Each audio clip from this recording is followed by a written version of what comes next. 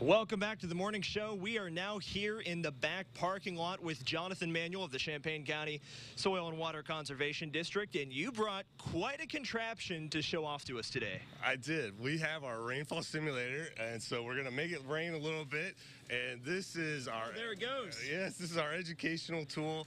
We bring this out for schools, for farmers, for events, for people to see what rain can do to our soil surfaces and why we preach so hard about leaving residue, putting in filter strips, and the urban effect.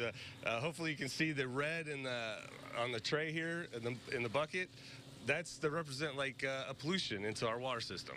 Sure. So this is simulating rainfall on different types of surfaces. So let's go over them and just kind of explain what each one of them means. Okay. Well, the first one is a white. Hopefully you can see that well on the TV this early in the morning. But that's our urban. So that's like your roofs, your parking lots. Water just runs off of it. Our second one is our grass. Now that's our turf or our filler strips between the field and the streams that we try and get installed. As you can see, the water comes off clean and hardly any water comes off, which is what we really want. And then the last three are the ones that I really work with farmers on. The first one shows a lot of residue, clear over to no residue, and you can see the mud coming out of the no residue one.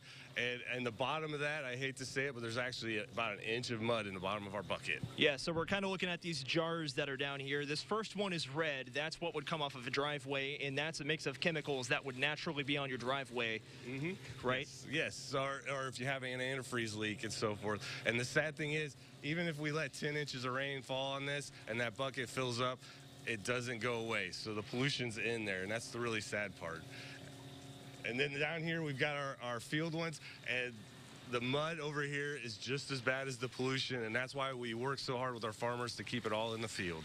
So we can kind of see the difference that this makes based on where the rain falls, what the water runoff ends up looking like. What is the lesson here? What should people be aware of?